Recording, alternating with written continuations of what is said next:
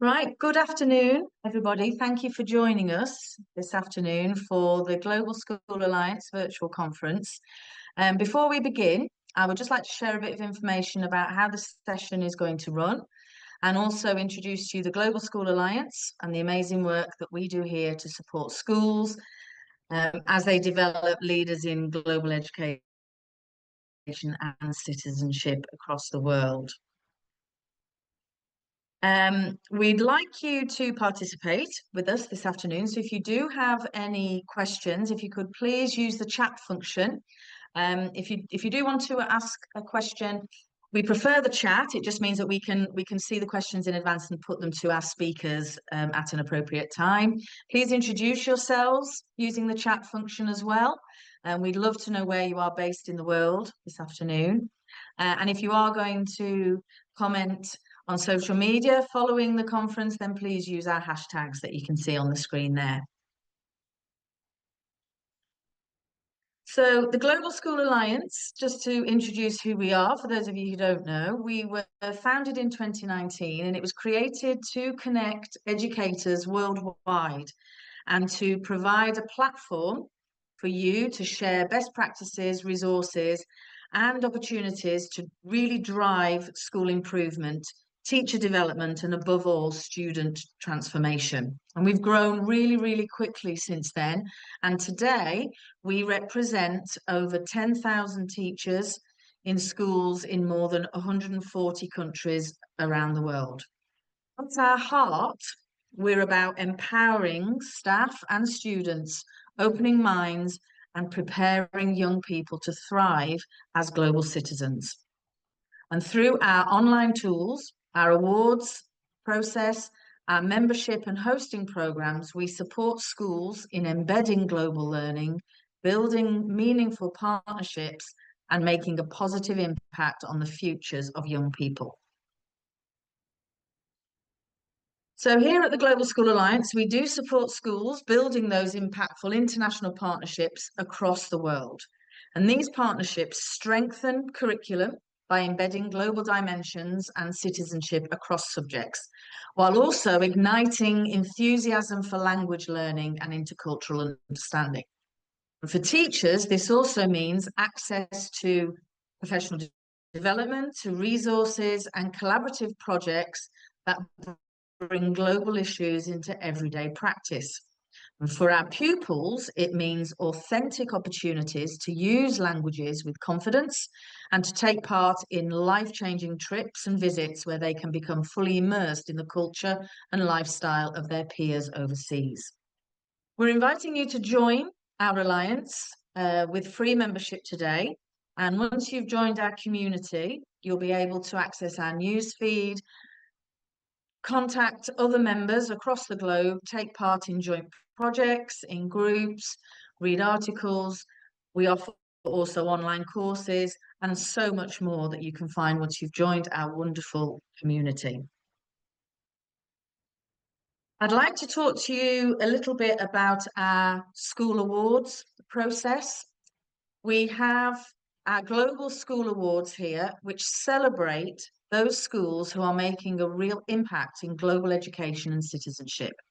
These awards provide a clear pathway for you to progress from building just cultural awareness and staff engagement at bronze level to developing meaningful partnerships and student voice with our silver awards process, and then by achieving whole school transformation and international leadership at gold level.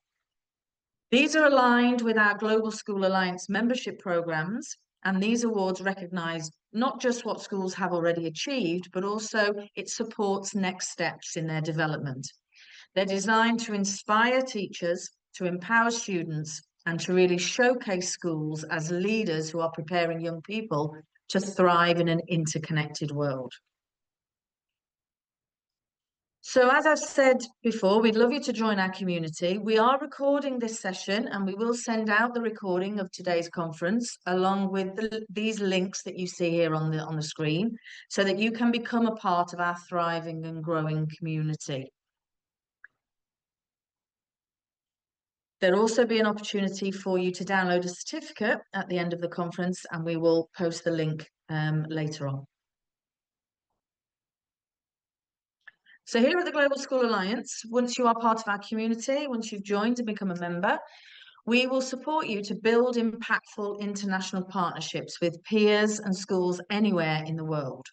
And these partnerships will strengthen your community, embed global dimensions across your subjects, ignite enthusiasm, and really develop that intercultural understanding amongst your students. We also offer opportunities to travel and to visit partner schools once you've established your partnerships. And this means that your students can really bring their language learning to life in their studies and really become those global citizens of the future. And a final message before I begin our introduction to our wonderful speakers this afternoon. We are currently holding a European Day of Languages competition, and we have 350 schools who've already entered. It is open to schools all across the world, not just those in Europe, because we are very inclusive and we want to welcome entries from all countries and all schools across our community. There's still time for you to participate. The closing date is the 17th of October, so there's still time to enter. And again, we will send across the link there. Once you access the link, you'll also find a resource pack full of activities and resources that you can use in school to celebrate languages and to really embed the wonderful work that you're doing in supporting language development with your students.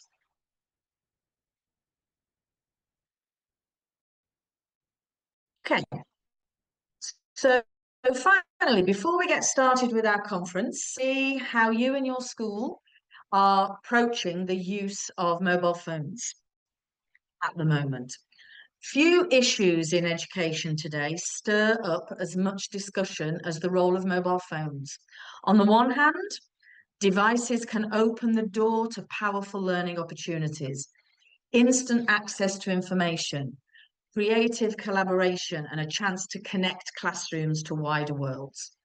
On the other hand, there are big concerns about distraction, about well-being and safeguarding. And some argue that banning phones entirely is the only way to protect our students' focus and health. And this tension between potential and risk sits at the heart of today's question. Are mobile phones a bridge to learning or a barrier to it? Schools across the world are grappling with how best to respond. Policies vary widely, from full bans to carefully managed integration, but the challenge remains the same for us all. How do we equip our young people with the digital skills they need for life, while also ensuring that their classrooms remain safe, focused, and equitable learning environments? So this is a question we're going to explore today. So without further ado,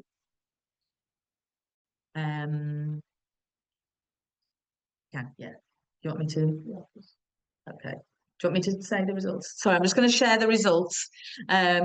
We have 38% of you are saying that we have a total ban on mobile phones during the school day.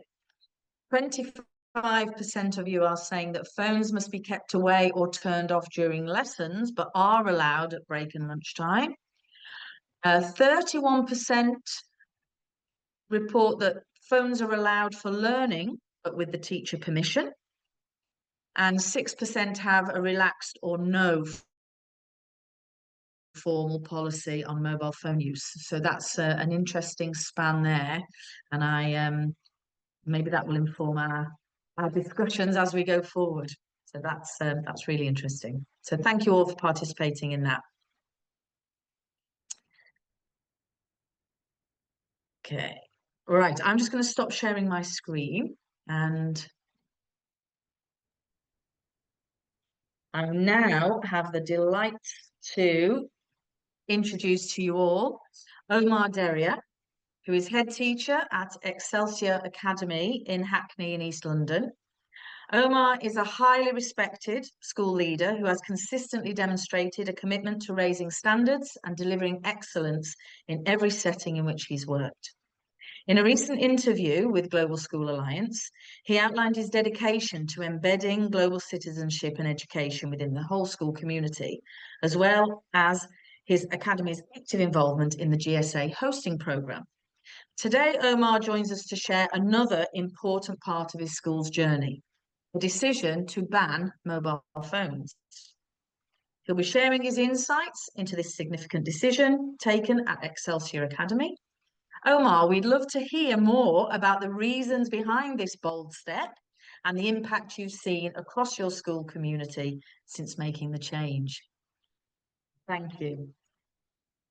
Thank you so much for the wonderful introduction. And I'd like to just, take this opportunity first and foremost to thank the Global School Alliance for the fantastic work that they are doing globally. I think that that's really important that I sort of acknowledge before I start my presentation. I think you do a wonderful job, and I think some of the exchange programs that we've been part of at the Excelsior Academy that you've initiated has been wonderful. So I thank you for that. I also like to thank you for inviting me to this event. And I'd like to just start off by introducing myself, Omar Deria, as you've introduced me. I'm the executive head teacher of the Excelsior Academy in East London, in Hackney. And those of you who don't know Hackney, it's one of the most deprived areas in London. Those of you who don't know London, you would think London's a very rich and well-off city. Whilst the perception may be true for some, there are also, lots of challenges, and part of that includes high levels of deprivation. And 70% of the students from my school come from what we call people premium. The means that they come from the poorest of the poorest part of London. And we've got in Hackney very, very high crime rate, and aspiration is very, very low. And and there's lots of violence and crime in the area. And but there's also a lot of our kids, quite a lot of our kids also come from single parent families. So there's lots of challenges. There's lots of socio-economic core and issues around the area. The area we serve, the community that we serve, faces a lot of challenges. But as a school, we are a high achieving school.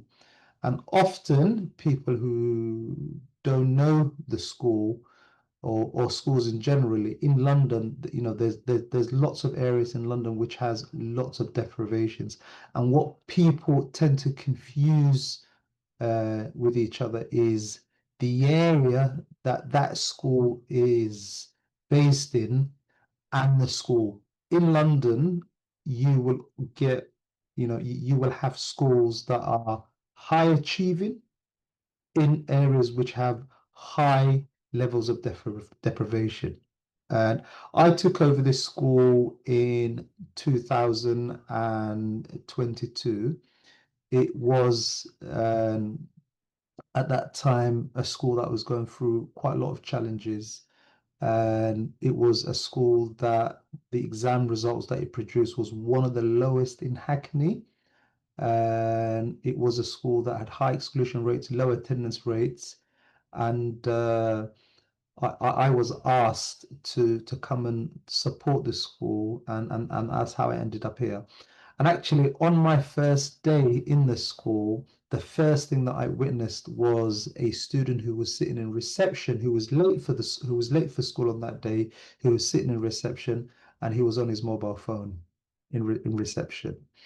And so that was really, really interesting. And the head teacher before me introduced a policy after COVID where students were allowed to use their mobile phones in school. Some of you might think that's a crazy idea, but it was the decision of the previous head teacher to say, life after COVID, we need to support students and we need to allow them to use their mobile phones. So when I came in, uh, you would often see students during lessons uh, on their phones, so walking around the corridors on their mobile phones. You would see students who weren't interacting with one another at break and lunch, who would just be sitting uh, around on the sofas, on top of the dining tables on their phone. And as you can imagine, as a result of that, the school had the lowest exam results in the borough that we serve. It had high levels of exclusions and very low attendance. Attendance was below the national average, and which was one of the reasons why I was asked to come and support the school. So I started in April 2022, and one of the first things that I introduced was um, to say to students that yes, you can have your mobile phone, um, but it must not be used in school during school days. So that was the first step. And I faced a lot of resistance from students, as you can imagine, because you students were permitted, and suddenly that luxury was taken away from them.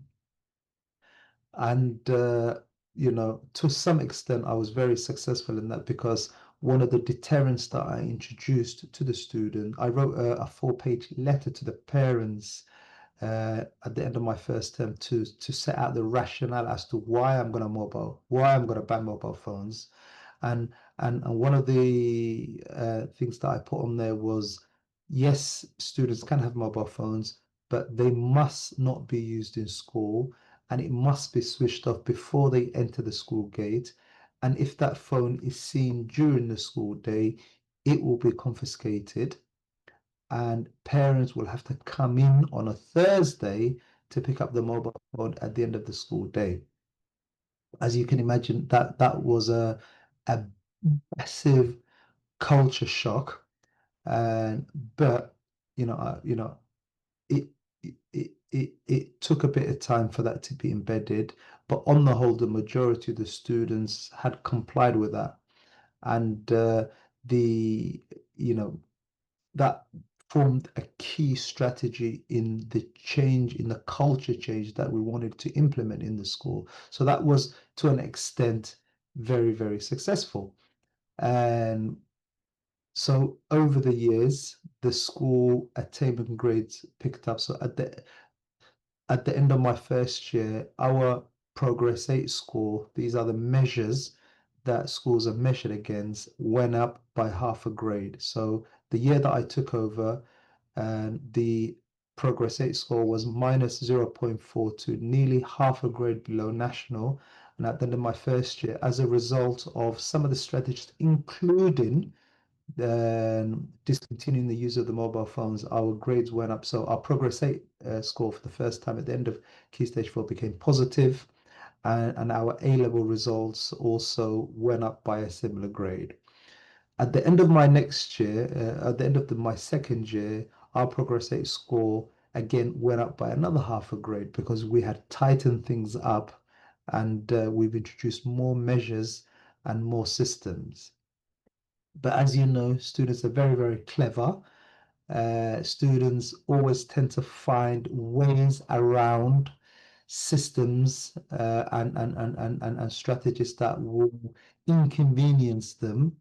And then I suddenly realized that uh, lots of students were going to the toilet during lesson time on purpose. So our toilet referral had spiked, and and often we would find students being on their mobile phone, say behind the shed at lunchtime where they can't be spotted, and suddenly we discovered lots of blind spots. And we then sort of as a leadership team, we had a discussion to see what else we could do to restrict the use of mobile phones. And we came up with an initiative where we introduced a complete ban on mobile phones during the school day, which meant that each student, we would give them a pouch, a little pouch, where students put their mobile phone in there in the morning before they enter school. It gets locked and they are unable to open it during the day. And it means that that pouch gets locked, it goes in their bag, it gets checked that students put their mobile phone in the pouch in the morning lineup. And then at the end of the day, we've got these madlocks that unlock them, which are situated on the exit where students exit. So we came up with that idea, and we saw a school in West London that introduced a similar initiative. And we went up with last year, we went with that idea. So we've spent around about sort of £2,000 on the pouches. Each pouch cost about £10. We gave every single child a pouch, and we said to them, put your mobile phone in there. And it's an initiative that worked really, really well because it meant that suddenly the students who I must say, the small minority of students who were frequently going to the toilet during lesson time to to to either call their parents if there's a behavioral incident, or for them to use their mobile phones in the toilet. Suddenly, that had you know meant that that was eradicated. So students, we realized that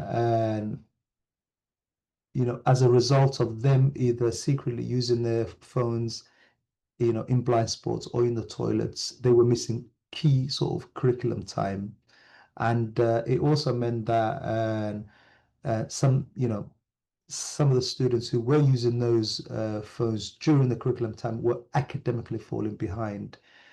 And so when we introduced the pouches, we actually wrote to the parents, and I said to the parents that we are you as soon as your child crosses the threshold, they are safe in the school.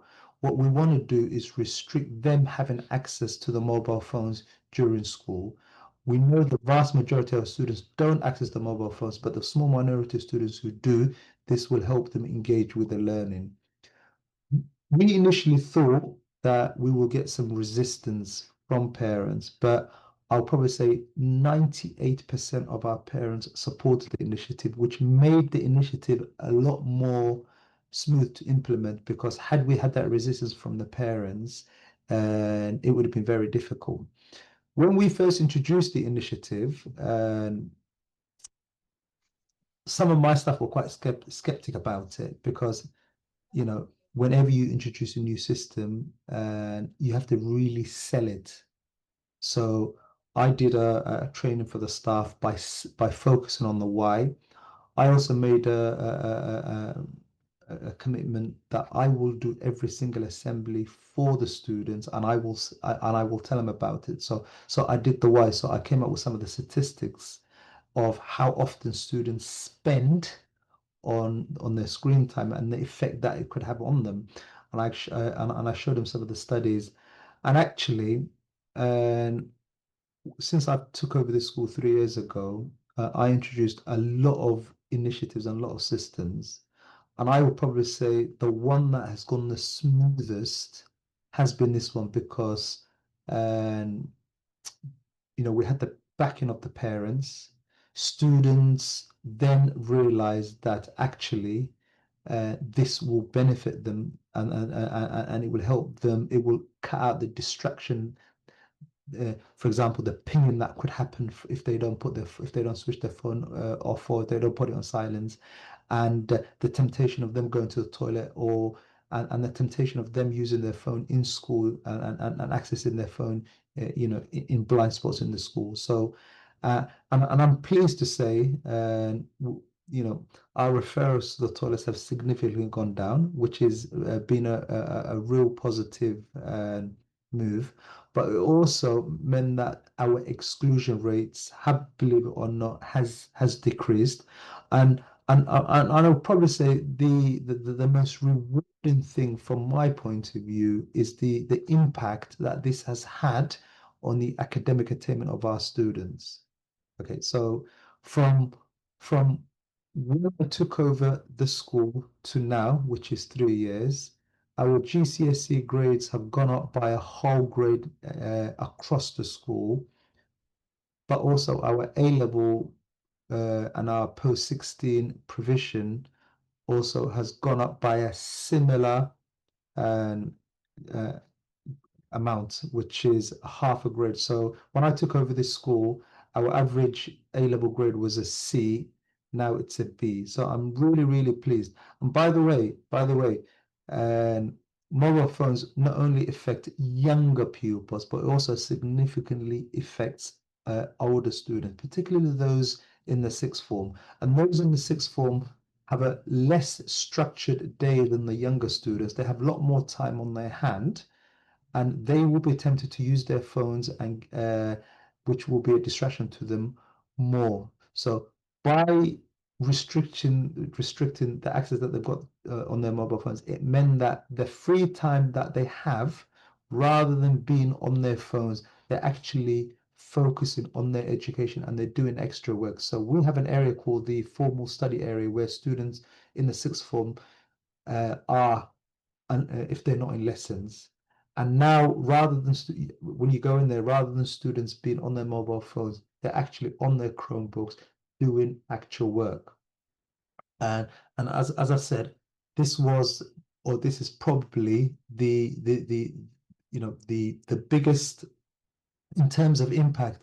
This has been the biggest and the most successful strategy that we've introduced.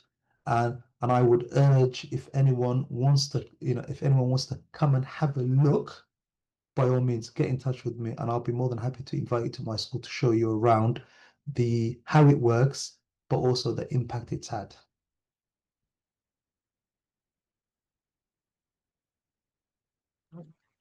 Thank you, Omar. That's absolutely fascinating.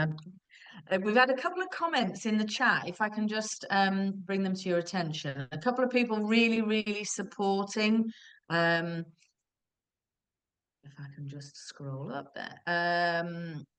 Really, really think it's an excellent idea. They're going to take it back to their school.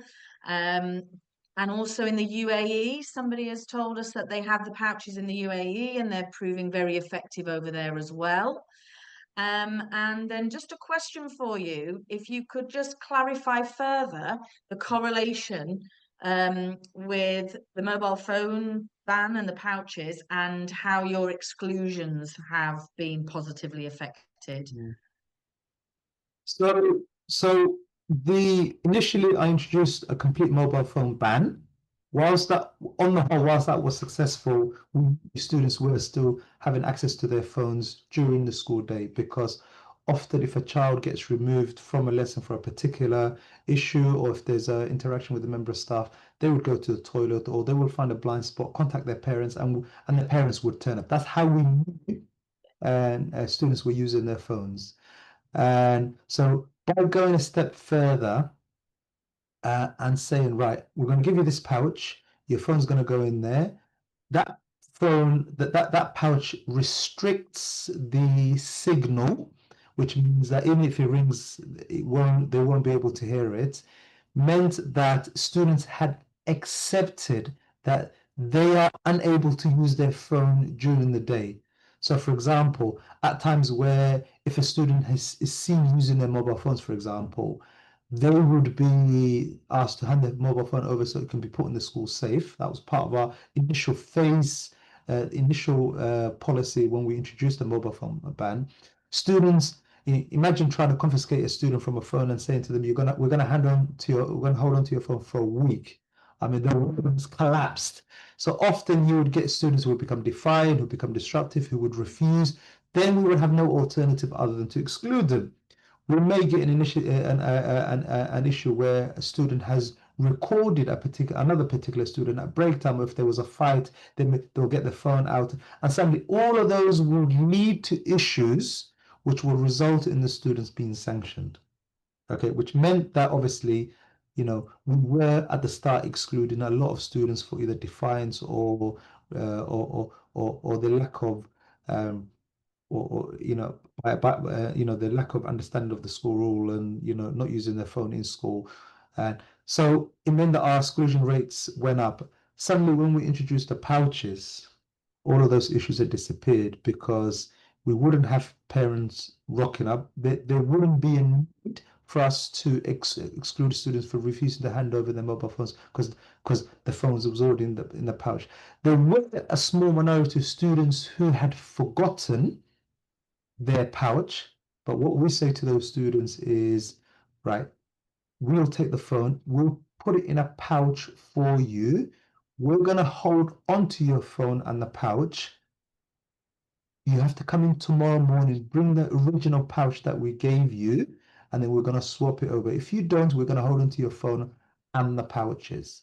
For students who lose their phones, the parents have to pay £10 to get a replacement. So it meant that the exclusion rate had significantly decreased because a lot of those issues that we were normally dealing with as a result of some of the defiant behavior, suddenly all of those had disappeared. So it meant that the number of exclusions for phone-related incidents went down significantly.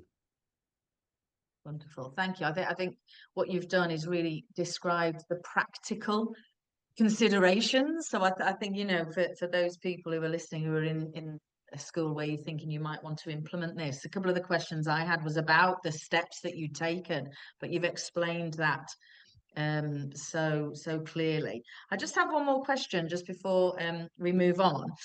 How has how do you think the ban now has affected the wider school culture? You said at the beginning there was sort of, they were sat there on their phones at break time and at lunchtime. Have you noticed a shift in the culture, particularly perhaps with relationships between students and each other and students and staff?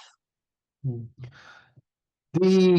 There's definitely a lot more interactions between peers.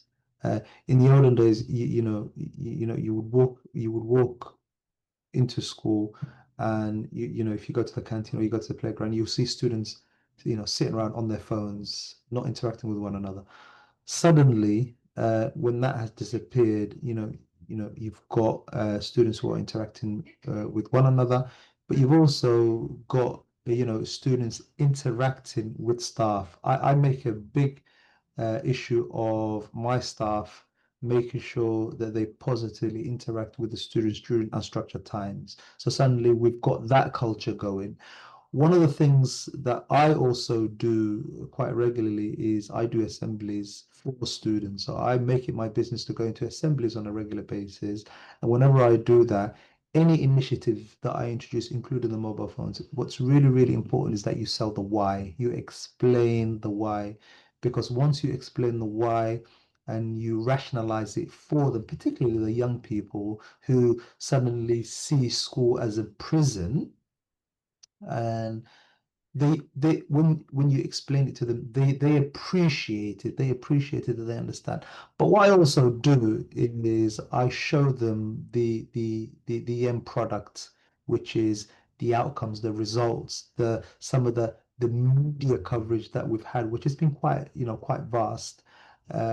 We had, for example, the BBC in on Results Day, celebrating with us our fantastic A-level results, and the young people that they interviewed actually referenced the use of mobile phones as one of the key mechanisms that's helped them achieve, because suddenly sixth formers have got all of this free time, yeah, which they would spend on their mobile phones. But suddenly, because that temptation is not there anymore, they can focus and channel their energy on their learning, which has had a significant impact on their outcomes. So it's about sort of that regular dialogue. It's about selling the why, but it's also showing what we call uh, a, a one goal, what a good one looks like, what the end product Yeah. is, what they will get out of at the end of the day, should they engage with the system. And also telling them this is for their own benefit rather than us and being draconian and introducing, systems that will make them miserable. Oh, yeah, like you say, it's the benefit that they see at the end is all worth it. Thank you so much, Omar. It's absolutely fascinating, and I really thank you for your kind comments at the beginning, also about the work that we've done with you at Global School Alliance, and I hope that that continues moving forward. So thank you. Please hang around in case we have any more questions. I'm now going to ask Dr. Charlotte Armitage to join us now. Are you okay to share your screen, Charlotte? I And I'll am, do, yes. thank you. I'll do a little bit of intro while we did get it to perfect. Okay. Wonderful, wonderful. So I'm delighted to introduce now to you all our next speaker, Dr. Charlotte Armitage, founder of Be DeviceWise, a company dedicated to helping schools and local authorities create healthier behaviours around device use. She's also the author of Generation Zombie, Why Devices Are Harming Your Children and What You Can Do About It, published earlier this year by Hachette UK. Dr. Charlotte is currently leading national initiatives to raise awareness of the impact of devices on young people, including the launch of No Phones at Home Day, as well as large-scale training conferences with Leeds and Derbyshire councils. Today, she's going to share her insights into the effects of device use on our children's wellbeing and the practical steps that schools can take to address this challenge. Thank you, Dr. Charlotte. Over to you. Hello, thanks very much, Julie. So I'm going to sort of get straight into this because there's quite a bit to cover, but thank you for the introduction. Just to give you a very quick overview of who I am, I'm a psychologist and a psychotherapist, founder of No Phones at Home. I'm a chartered scientist, the founder of Be DeviceWise, a TEDx speaker, How Devices Are Harming Our Children. You can find that on YouTube. The author of Generation Zombie, this is the book here, and an evidence-based practitioner, which means I look at the research, my clinical experience, and the patient experience to inform my practice. I do a lot of work with the schools, local authorities, and hopefully there's a project that we've got going at the moment, which we are hoping to take to government. So doing a lot of work around this issue at the moment. I want to give you an overview of the I suppose the key stats surrounding what we're seeing, the impact of these devices. So 9 in 10 children own a mobile phone before the age of 11. The worldwide average screen time is 6,040 minutes a day, but children regularly spend 7, 8, 9 hours plus a day on a device. I did a webinar last night, and one of the attendees that was on that webinar said that their child, they've got limits on the device for the child of 2 hours a day, but the child is circumnavigating the limits and spending 9 hours a day and is now addicted to gaming. This is a familiar story that I hear from educators. It might be something that you're experiencing yourself. 6,040 minutes a day is 27 years of the child's life if they live to the age of 100, which is a possibility in this day and age. 27 years of their life spent looking at a phone. It's a gigantic waste of time, and it's the impact that that has on their relationship with the world, which is more problematic. It's not the phone itself, it's what it stops them doing. 25% of 3 to 4-year-olds own their own phone. Children in touch with mental health services more than doubled from 2018 to 2024. So we went from 218,000 to 453,000 over the course of that 6 years. and children in touch with our learning disability and autism services almost tripled from 97,000 in 2018 to 280,000 in 2024. We've got 2 million children awaiting speech and language support at the moment. It says 1.9 million, but it's actually 2 million. Worryingly, in the last 2 years, it's increased. I would have hoped that it would have decreased. But anyone who's working in the early years will probably, or primary education will be seeing the impacts, I expect, of these devices on children, or certainly seeing changes in the behaviours of young children coming in. The Ofcom Media Liza report found that children struggle to pay attention for a whole episode of a TV show. So that's 24 minutes that children struggle to pay attention. When I'm doing work in schools, teachers say they just can't bring out the TV anymore for a film because it's not worth the hassle, because children can't sit still because they're moving around so much, and they're not used to focus. You know, if I had longer, I'd go through it all, but our attentiveness is being damaged by the short form content that we are accessing, and children especially are accessing online. So YouTube, TikTok, Instagram, all of it. It's, you scroll, you get the hit of dopamine, the brain wants more, so it scrolls again, scrolls again, scrolls again. So you're getting a reward every 10 seconds, if not more. Then when you take that away and you ask a child to sit still in a classroom and focus on what they've got in front of them, the brain is searching for that dopamine.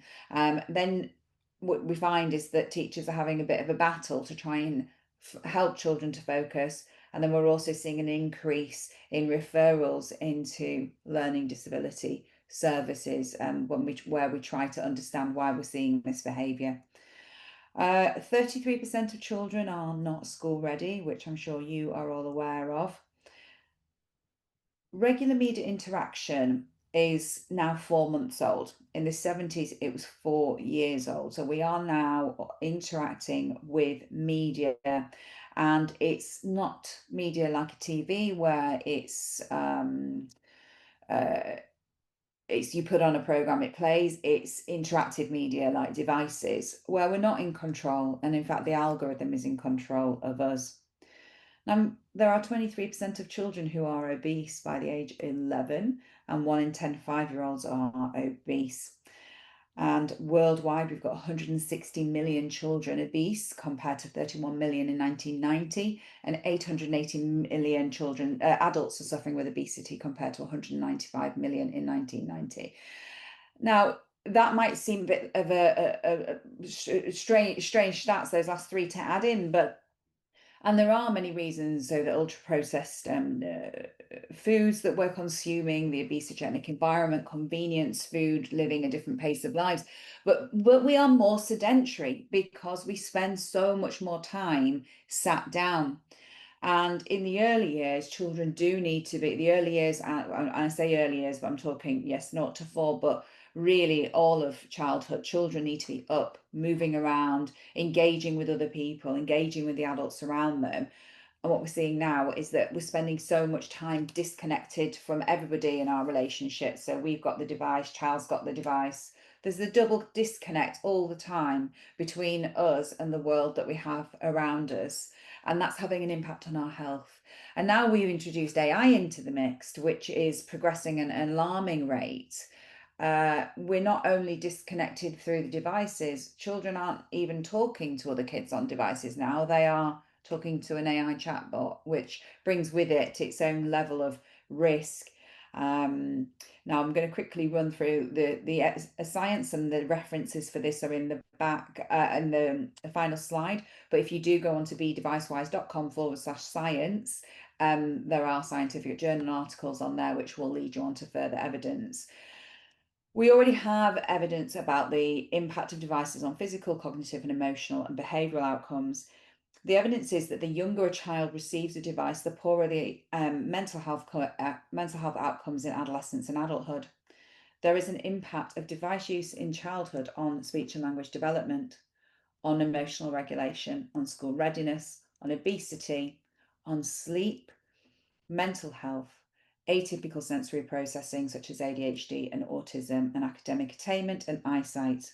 Sleep is a huge one.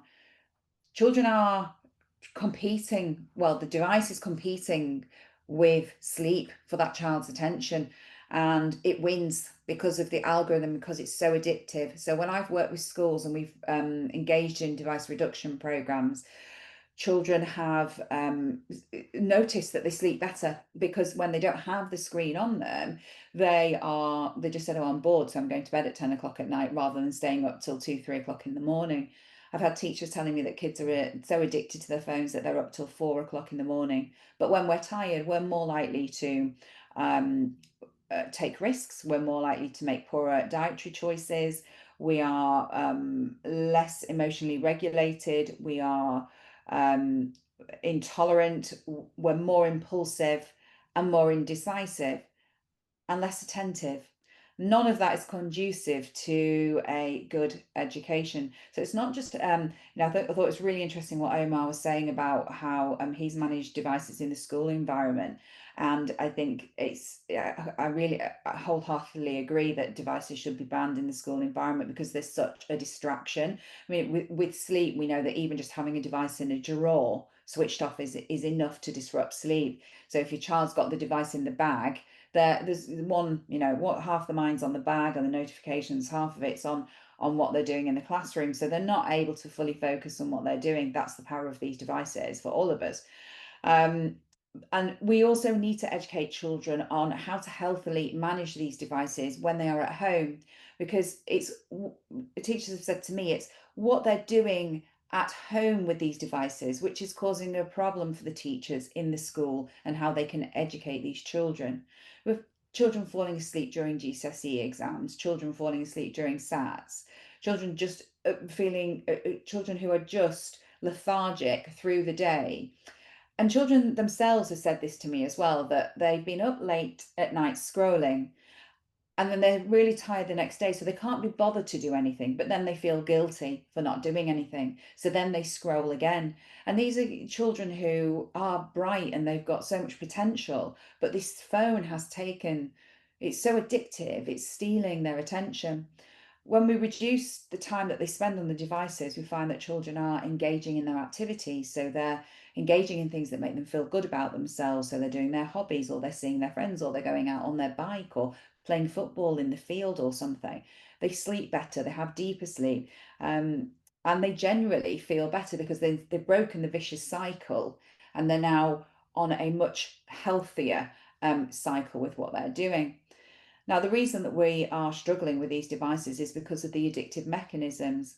Now, what happens with these devices is that we are having that repeated reward of dopamine that we get from notifications, from watching TikToks, receiving likes, and that preps our brain to expect these rewards for very little effort. So that can affect our tenacity for anything else that we're doing. If we don't get the result we want instantly, then forget it. Our resilience ends up being compromised because we want it, and we want it now, and that's what it wires the brain to think. So the expectation for dopamine to be easily achieved is impacting the brain development, makes it harder for children to concentrate, and it contributes towards impulsive behaviors. Your brain will seek out dopamine over and above everything else. That's how powerful it is. It's, if you know an addict or anybody who's addicted, you will know it can appear like quite a selfish disease because that takes precedence over anything else. So essentially, by giving children devices at young ages, we're wiring those addictive mechanisms in the brain and encouraging these addictive behaviors. And that effectively becomes something that looks innate, but it isn't. It's something we created. And it's hard to undo once we do this with the child when they're young. Now, just remember that founders of social media apps and phones do not let their own children use these apps. In fact, they don't have a tech-based childhood at all. So what can we do then? We can educate ourselves about the impact of devices, work on becoming consciously aware of our device use and encourage this awareness in children. It isn't about neglect, it's about a lack of knowledge, and that's something we want to get across to parents. And I hope that the book that I've written has been written to advise on the risks, really, so that people can make an informed choice about how they use the device. They can decide what they want to do. Delay the time that devices are introduced into a child's life so they're not going to miss what they never had. Make sure that strict boundaries are created around device use, so have no device times and device zones. I mean, keep devices out of the bedroom. If there's one thing we want to be trying to get parents to do, it's to not have that device in the bedroom. If your sleep is affected, then everything's affected. It's the absolute bedrock. Good night's sleep. Keep the phones out of the bedroom, phones downstairs. Everybody charge your phones in the same place. It's not just the kids. Parents and teachers as well have to model healthy device use behaviours. It's one of the biggest predictors of child device use is the parental device use. Set healthy device use habits from early on and teach the child self-awareness around device use. So by that, I mean, help them to recognize that, oh, do you know you've just spent 3 hours on that device and now you're snapping at me? I think that's because you've been on playing on that game for too long. I think it's because it's because of X, Y, and Z. It's helping the child to learn about themselves. Explore the online world with them and use the opportunity to educate them as well. Encourage device-free time regularly and encourage connection with others. And educate children on how devices can impact their lives and empower them to make better choices for themselves. Educate parents on the long-term impact of device use and encourage them to be more mindful about usage in the home and reduce the need for device use in education. It can be confusing to make the distinction between good use and bad use, but a lot of a lot of work comes home on these apps now. I actually moved my daughter from the school she was in because they gave her an iPad in year 7 and I absolutely hated it. She was doing her maths homework on it. She doesn't have an iPad at home. She's not bothered about it. Using things like TT Rockstars where they're getting a constant reward for doing something that they just need to do. She's now at a school where they do have a Chromebook, but they also have the Yonder pouches. I'm much more happy with that. So I know that I'm whizzing through this. It's just because of time. I would love to go through it in more depth. But Be Device Wise is a program that I developed a couple of years ago, and I run this in schools now, and it's run actually across various sectors. But it was developed as a specific intervention for primary and secondary schools to help children, teenagers, and parents become more consciously aware of their device use. It's a combination of psychoeducation, gradual reduction in device use, and a recognition of individual strengths and weaknesses and group discussions. It can be facilitated by myself or a member of the school if they've attended the training that I run. Now, just to give you an overview then, the problem is that the overuse of devices in children and adolescents is contributing to significant problems with motor, cognitive, sensorimotor, language, socio-emotional and psychological development. The solution is an intervention to help children and adolescents develop conscious awareness surrounding how devices impact them so that they can make healthier and informed choices now and in the future. And the intervention is a reduction program. It's a cognitive behavioral based intervention to help children and adolescents develop awareness surrounding how devices impact their health, relationships, and functioning. And it's delivered in a collaborative way. Omar, you mentioned about collaboration and allowing the child to be involved, the pupils to be involved in collaboration is absolutely crucial in this issue. So these are the results that we found when we run this program in schools.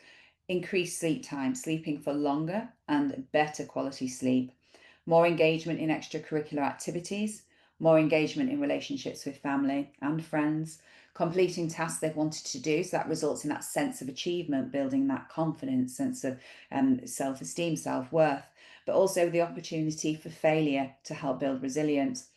More time spent outdoors, increased time exercising and playing, improved mood, improved attention span as well, completing their homework more efficiently because they're not being distracted, they're less overwhelmed, and the ability to enjoy being in the present, and consequently better mental health overall. If we have ticks in all those boxes, then that has a good impact on our mental health.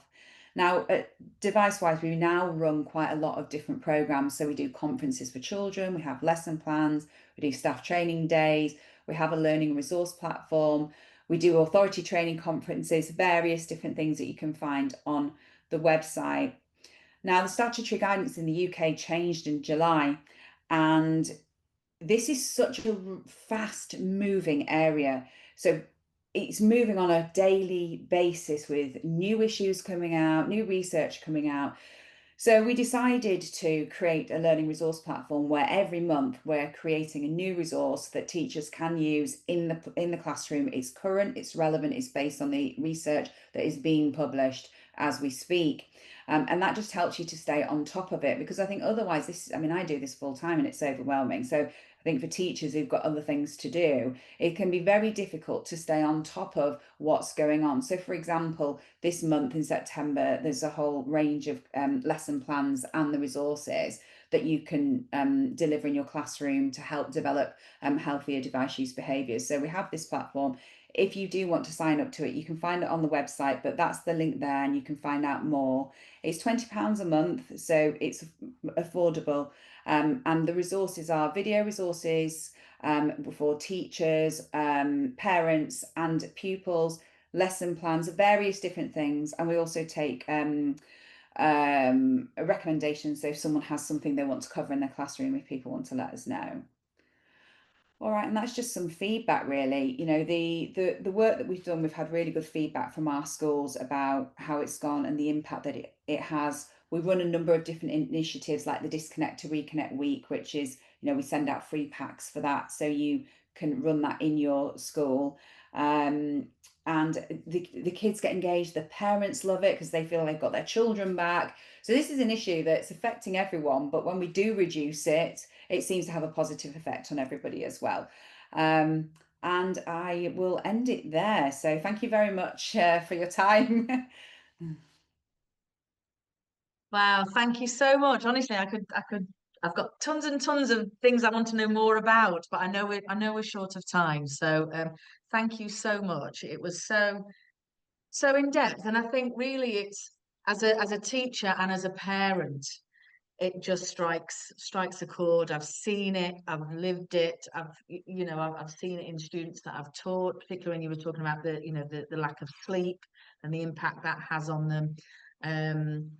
And to link then with the practical steps that you shared, along with what Omar was talking about before, I think there's huge steps have already been taken. I know a lot of countries, I was looking at it before, a lot of countries have taken steps at a national level now to start thinking about banning phones in schools. We've got Sweden in 2026 is going to be introducing the first full day complete national ban on phones.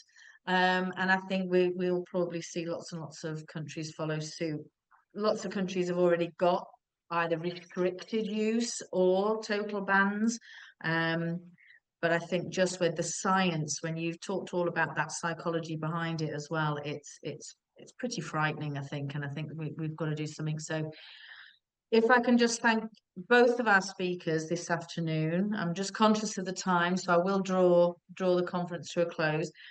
Thank you so much for your contributions. I've absolutely thoroughly enjoyed it, and I'm sure everybody else, all of our delegates, there's been some wonderful comments. Not questions as much, just agreeing with you and saying that, yeah, even adults and teachers have these issues with phones as well. So it isn't just the children, it is the adults, it's the parents, and as you said, it's about modeling the behavior that we want the children to see and to do themselves, to follow themselves. Lots and lots of thanks as well in the comments. Thank you, very helpful. Thank you for the information. Hannah has shared the certificate link in the chat for our audience members. So if you'd like to download your certificate of attendance, that's absolutely fantastic. Please watch out for the recording and the email to come through in the next few days, and you'll find all the links and everything you need, the links to the GSA, the links to Dr. Charlotte's work as well. And Omar, I'm sure you'll have lots and lots of people taking you up on your offer to come and visit your school, because it sounds absolutely fascinating.